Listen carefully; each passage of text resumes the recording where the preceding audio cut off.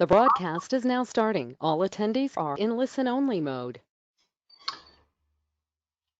Well, good morning, everybody, or whatever the time is, wherever you are. Welcome to this very short, sharp session on sharing leadership to engage high performance.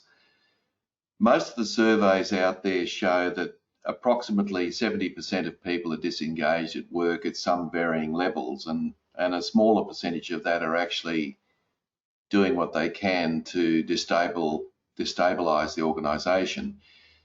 But what we actually found during the coronavirus, where people have been working from home, is that, and the feedback that I've got across 21 industries, is that managers have been pleasantly surprised at the initiative and the energy that people have shown working from home. So it's very possible that this could be due to the fact that because the manager's not staring over the shoulder of someone, people are likely to be engaged because they have to share the leadership. So I think it's very possible to move into that environment of sharing leadership. And of course, not all decisions have to be shared. We have to accept that. Some decisions have to be left with the manager, and other decisions, of course, can be worked out in the team. So it's obviously a balance, and it's not about completely sharing the leadership. All right, so welcome everyone, wherever you are. And if you've got any questions that you want to ask me, just go to the question box you can see on the right-hand side. If you open that up and just type in your question, I will receive that question and respond to it as soon as I get it. So I won't wait until the end and leave 5 minutes for that, for questions to be generated. Just ask them as they go. All right, so let's launch into the three things that we're going to be covering today, the three key things.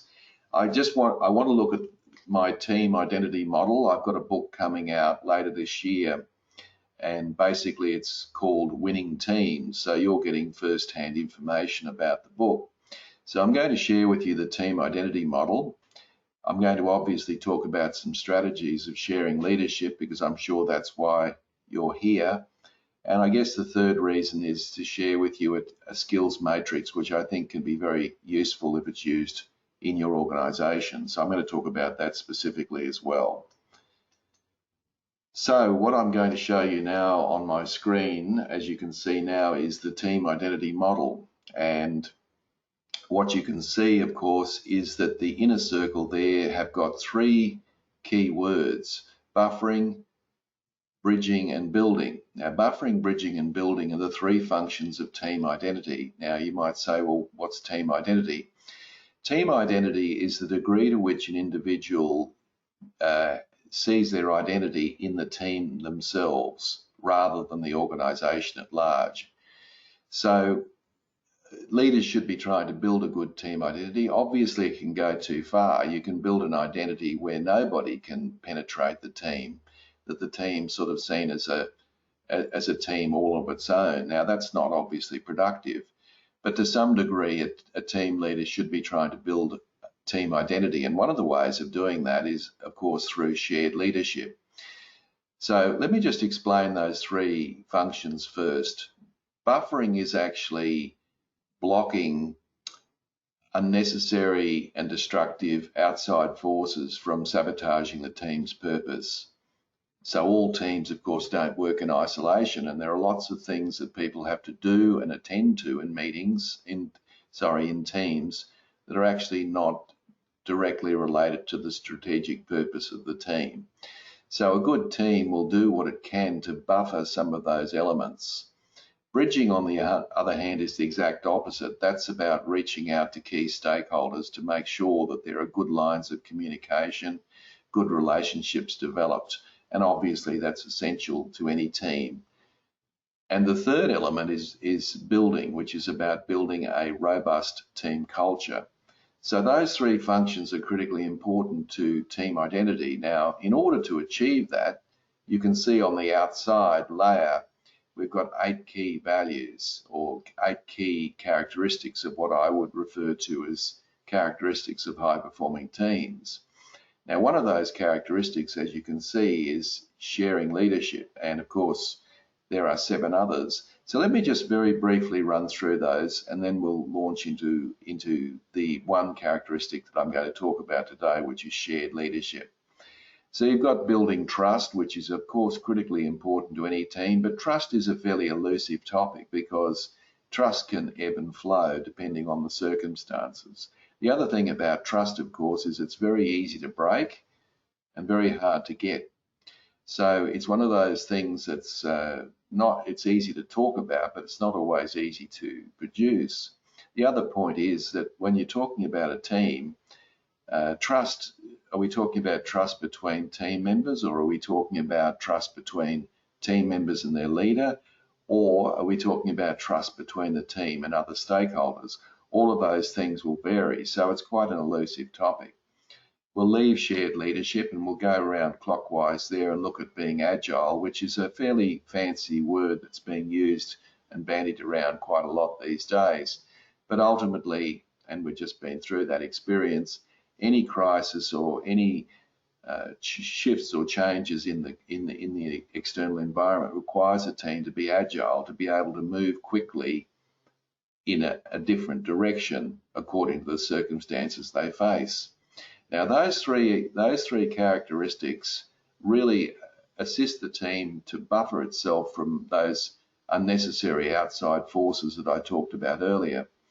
And now you've got bridging, and you've got two characteristics. One is about creating purpose.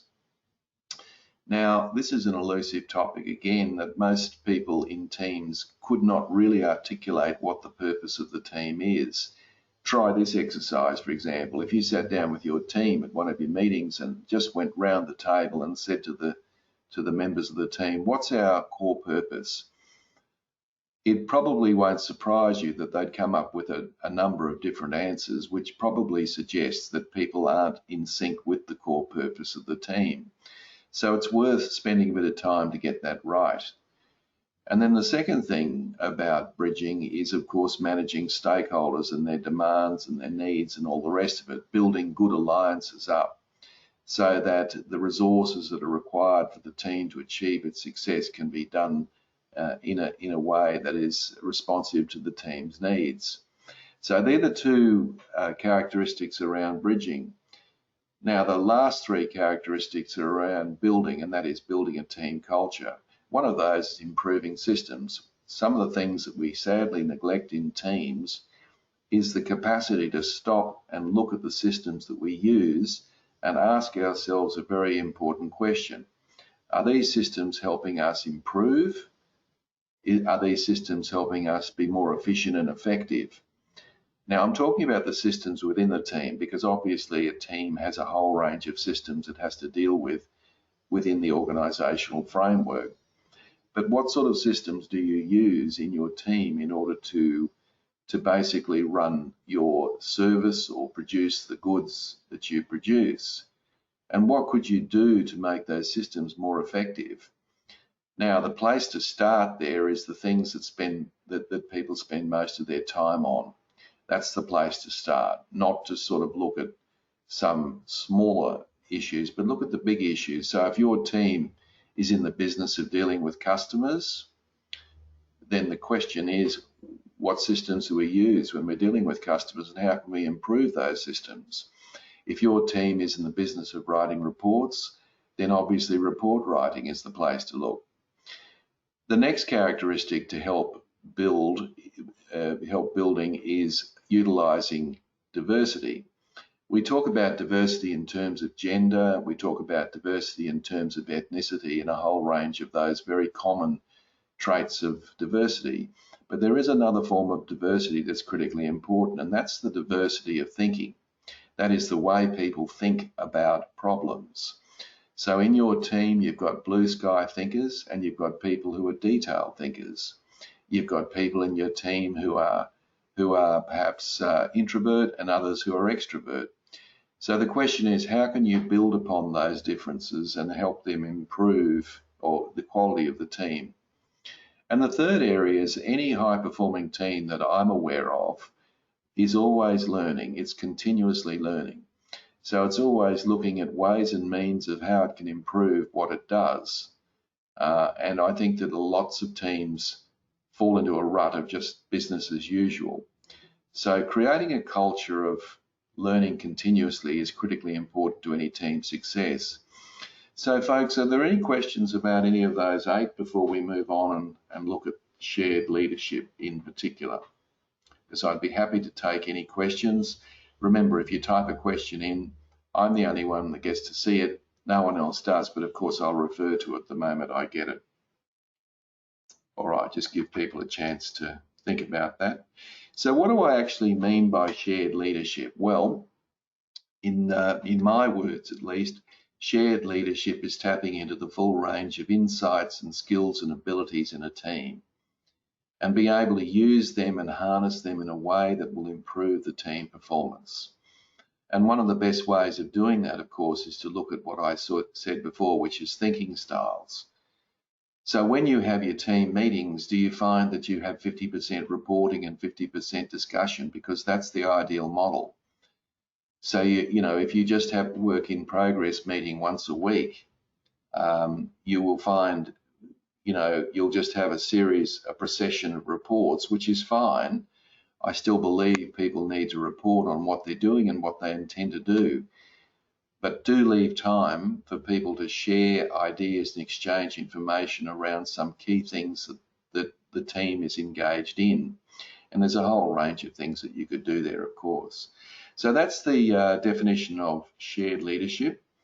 Now, Daniel Pink, in his wonderful book, Drive, says that knowledge workers, and I'm assuming most of you who are in this broadcast today are knowledge workers or working with knowledge workers. Pink says that what knowledge workers need more than anything else is 3 key things. They need autonomy, mastery, and purpose. So autonomy is about the freedom to make decisions that affect the work that people do. And we do know that if people are micromanaged, and if you've ever been micromanaged, you know what that feels like, which is the antithesis of autonomy. So autonomy is giving people the freedom of choice about how they go about making decisions. Now, during the crisis, it's very interesting that people working from home, leaders, of course, couldn't sidle up to them and look over their shoulder at what they were doing. So really, the only way that you could lead people in that isolated environment is basically to talk about outcomes. You couldn't really talk about processes because you weren't sitting there watching. And we found that people actually changed their leadership style in many ways. So people had the autonomy to decide what to work on, when to work on, because obviously they were working from home, and still many are. But the leader, of course, could talk about the priorities, talk about what was expected, and that actually worked extremely well.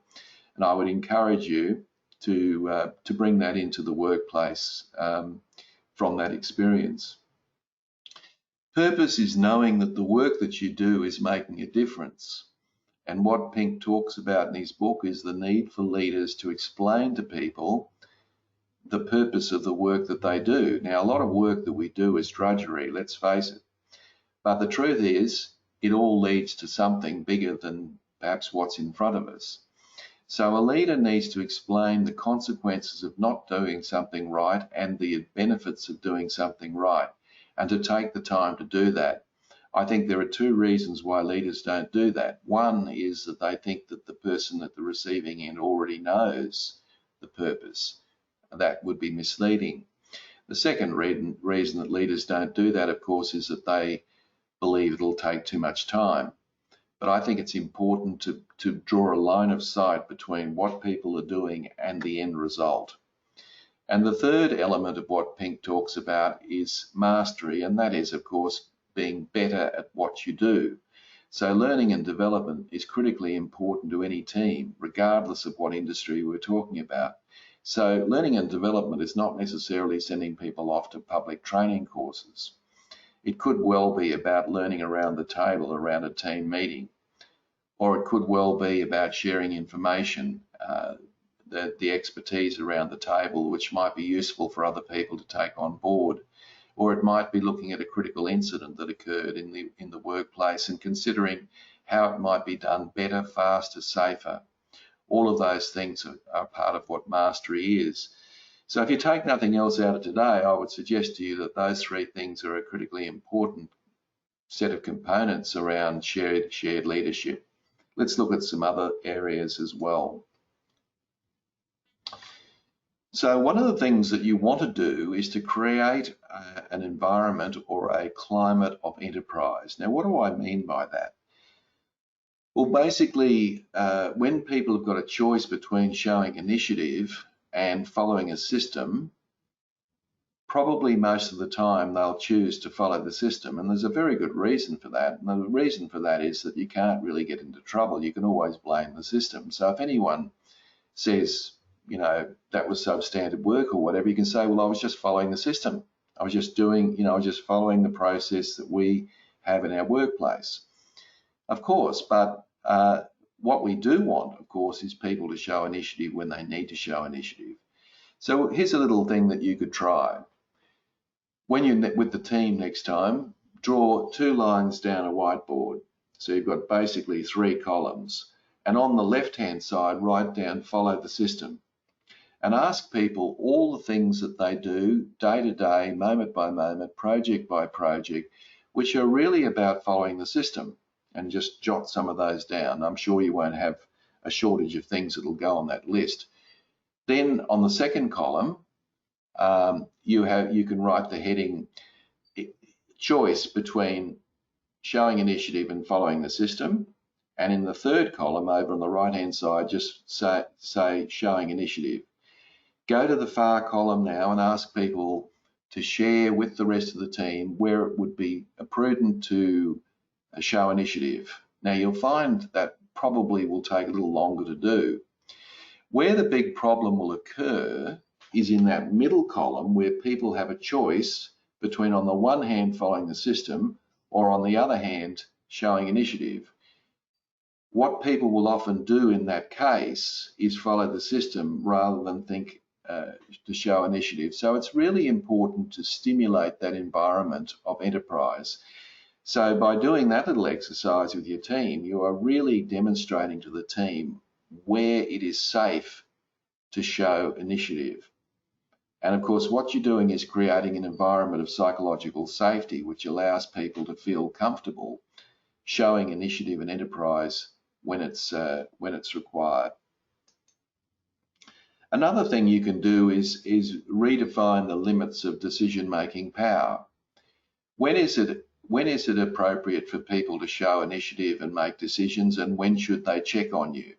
If you've got people that are bombarding you all the time, checking with you about whether they should be making decisions or not, then I suggest you look in the mirror and think, well, what am I actually doing that's creating an environment where people feel that they need to check with me when they really should be making the decision themselves? And I would suggest there's probably some things that you're doing there or not doing that are creating that. So it's important to allow people to back themselves and let them know where the decisions can be made without checking with you. Now, sometimes you want to be kept informed, but sometimes you also don't want to be disturbed by people who really should be making the decision themselves, and they're checking with you. And often they're checking with you for a range of reasons. One, because they're not confident that they're doing the right thing. Secondly, to cover their backside if anything goes wrong. Or thirdly, because they think you want to be in the know. So all of those things do create a problem for you when you're trying to share the leadership. The third thing that you can do, of course, is to give people a sense of autonomy. Now, it's easier said than done, of course, but you want people to bring their brains to work with them and not leave them in a paper bag at the door. You want people to think for themselves, but you've got to ask yourself the honest question, what am I doing that might be getting in the way of my people demonstrating autonomy? And work hard at that, because it's not an easy thing to create, and many people will feel safer by checking with you before they make a decision. And I don't think that's always constructive, because it soaks up a lot of your time. It takes away the accountability and responsibility of the person to get on and get what they need done. And most people show a lot of great initiative in their home life, so there's no reason why they can't be showing that in their work life as well. Don't second guess people. Now, it means that when people come to you with an issue or a problem, take a deep breath. Don't jump in and tell them they're wrong too quickly. Don't jump in and suggest to them that's been tried before and it didn't work. This is one simple way of destroying shared leadership. Take a deep breath and ask them a question. And the question may be, can you tell me more about your idea? Or I need to hear a little bit more about it. Tell me more. In other words, give people a chance to share with you their thinking around what they want to do before you jump in too quickly. Because the moment you jump in, whether you're right or wrong is not the point. By you jumping in, you're sending a very strong message to the other person. Please don't think for yourself. Please don't do that. Just check with me. And that becomes problematic. And remember, it's in these small moments, the way you look at people, the way you jump in and interrupt, all of those things can create the wrong impression. Remember that you are their coach. Now, you might not feel like you're their coach, but you are, and you should act accordingly. So do what you can to coach them and help them. Most of you in this broadcast have got great technical skills. And one of the reasons you've been promoted is because of your technical skills. So use those to your advantage. Coach people, spend time with people, working with them to develop their skills. And one of the areas that I'd strongly recommend is in the non-technical, around how they deal with people and situations. Those are things where you can help people, probably because you've had a fair degree of experience with those sorts of scenarios yourself anyway. And of course, as Daniel Pink talked about, you need to give people some growth and development, and you need to make sure that your meetings with your team have opportunities to cross-learn. So if somebody in your team has an expertise or they've dealt with a situation in the right way, at the right time, under the right circumstances, then why not get them to share their experience with the rest of the team? If somebody has got a certain expertise in an area, ask them to come to the meeting for 5 minutes and to share their knowledge about that topic. You know, these sorts of things are largely untapped in the workplace. They make the meetings more enjoyable. It validates the person's skill set, and other people, of course, can learn from each other, which is extremely important in any sort of situation. Now, one of the things that I want to finish up with is just talk about the skills matrix. Now, this is not a new concept. It's been around for quite a period of time, but as you can see on your screen, you've got a number of people in the team over on the left-hand side. And across the top, the numbers represent those tasks in a team that you expect to be shared. So in other words, you don't just want 6 people who are specialists in your team. That's not going to lead to shared leadership. It's going to just lead to silos. So what you want to do is to think, well, what are all the things that I would expect every single person in my team to be able to do?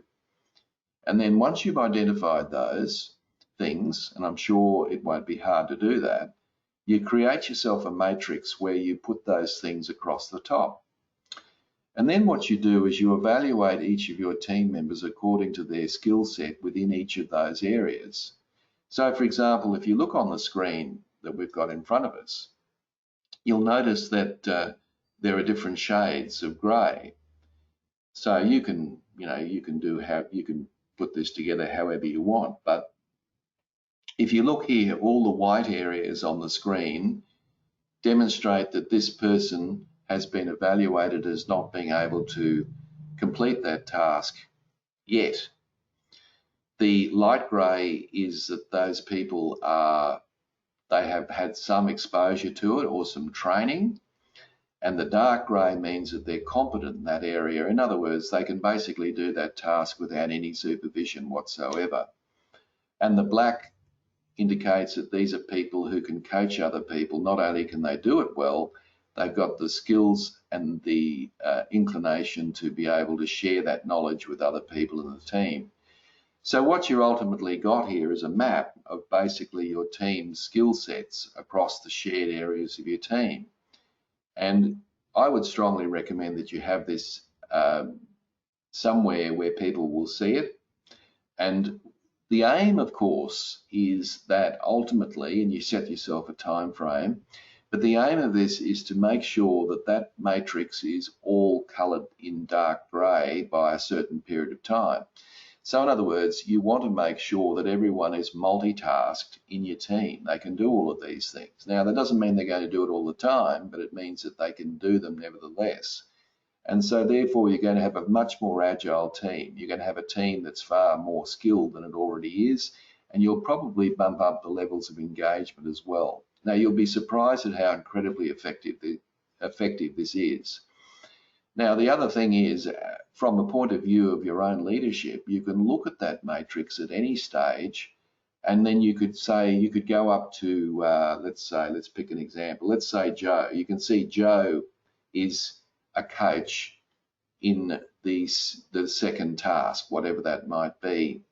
So you could actually say to Joe at the beginning of a week, you could say, Joe, could you find the time next week, please? So you give them a week to see if you can get together with Bill, Harry, Sue, or Kathy and get them started on learning whatever it is that you happen to be the expert in. So it gives a goal, it gives a direction, and of course, what happens is once those people become proficient in that, you can change the matrix on, to reflect that, so that you're actually creating a dynamic learning environment where people are learning a range of skills in their teams. It works extremely well. You have to fill in the blanks, of course, in terms of the competencies across the top. And of course, you've got to put your team over on the left-hand side as well. But you'll find that works remarkably well. So if I were you, I'd give it a try. It works extremely well, and it works across all industries. Okay, now just want to finish up with a little promotion, if I may. As I said to you earlier, my book's coming out later this year called Winning Teams. Now, obviously, some of the information I shared with you today is in that book, but there's a whole range of other interesting practical skills and things that you can do to build a high-performing team. It's ultimately about performing at a high level. And so my offer to you is that if you pre-order this book, you can pre-order. I will invoice you for $30 plus postage. And what will you receive in return? Well, obviously you'll receive the book signed by me when it comes out, but you'll also receive a free online course for building highly effective teams. So I have an online program which can guide you through all of these characteristics over a period of time. So in other words, you can get started on it straight away rather than wait for the book. And I value that at $675, so you're getting a pretty good deal. And all you've got to do is send me an email, and you can see my email address there. And if you can send that to me by the close of business today, I will send you an invoice. I will also send you a link to the program, and you're in. So basically this weekend you could be starting to work on building a high-performing team just by sending me an email today. So folks, that's all from me. We didn't have any questions today. It's only a short session. So look forward to hearing from you, and thank you for your attendance today. And don't forget, there's a whole bunch of other free webinars that are available on my website. If you go to my website, you can find them there. And I will continue this theme of winning teams pretty much for the rest of the year. So thanks everyone. Have a wonderful weekend, and thank you for tuning in. And I wish you all the best. Thank you and goodbye.